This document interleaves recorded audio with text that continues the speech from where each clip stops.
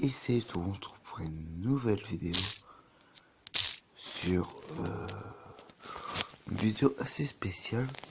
Je sais pas quelle image je vous mettrai, on verra. C'est une vidéo sur un personnage de comics. J'avais envie de faire ça.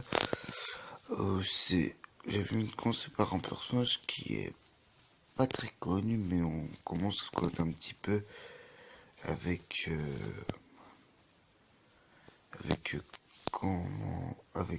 Injustice 2, Longue Justice. Je compte faire une vidéo sur cette équipe aussi.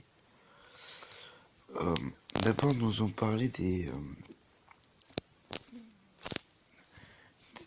alias de Blue Beetle, parce qu'il est beaucoup d'interprétations. Il y a eu Dan Garrett. Là, il va avoir l'image de sa première apparition qui va apparaître devant vous normalement. Il y a Ted Cord, Jim Ray, Black Beetle, Josa, Scooters. C'est naissance à Chicago, Illinois. C'est le premier Dan Garrett. C'est un archéologue. En fait, je lis ma fiche parce que sinon je n'avais pas retrouvé. Aviateur, je pense que c'est Ted Code, et j'aimerais, je crois que c'est étudiant. Les autres, je crois que c'est des personnages qui sont un peu plus secondaires dans tout ce qui est Blue Beetle. Ses pouvoirs, c'est super force, vol, résistance à la magie, pouvoir du scarabée bleu. Et ses origines, il est apparu le Blue Beetle des origines, Dan Garrett, le premier, il était archéologue.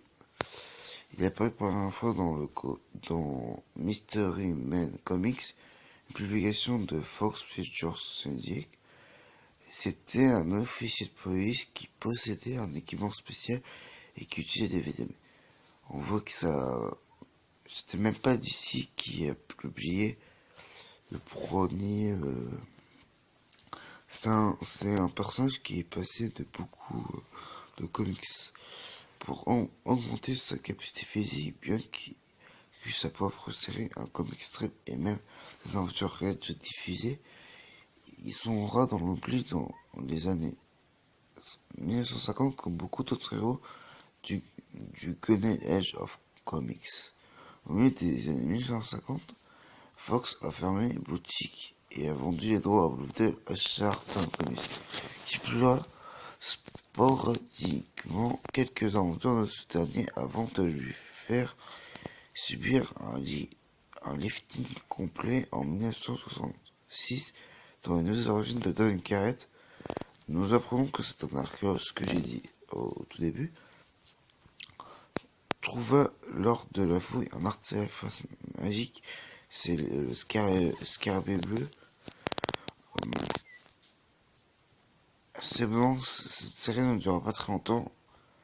C'est un Dan Comics introduit à Ted Cord, un étudiant de Dan Garrett qui prit sa succession lorsque Garrett mourut.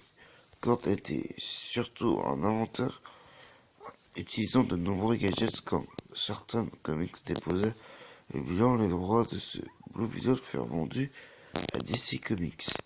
Ted Cord fait partie de plusieurs équipes de super-héros dont la GLA. C'était le premier Blue Beetle qu'on a connu dans DC. En 2006, c'est tout récent. C'est un adolescent dénommé Jim Ray qui reprend le flambeau. Le personnage a été créé par Jeff Jones, Jim Fung et John Rogers. C'est Cully Hanner dans Infinity Crisis 3 en 2006. James Ray, c'est un étudiant d'origine latino. Il a pour amis Brenda Vincino et Paco. James Ray est une femme de Batman. Sa vie change le jour où le scarabée fusionne avec lui. Mais en fait, il fusionne avec sa couleur vertébrale. Par exemple, on peut le voir dans les films, dans les films d'animation de Teen Titan comme Teen Titan euh,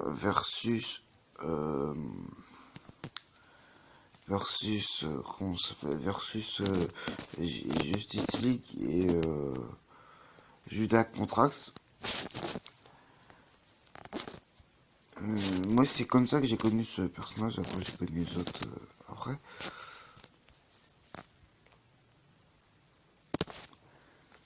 Je vous conseille aussi de regarder la saison 2 de Young Justice. C'est il y a il y a il y a il y a il y a un gros arc sur Blue Beetle. C'est vraiment très intéressant, je trouve.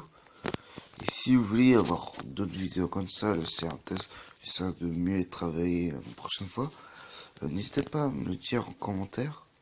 C'était Zomborg. N'hésitez pas à lâcher un pouce bleu. J'espère que ce nouveau format vous plaira. Et restez comme vous êtes. C'est Zomborg. Ciao.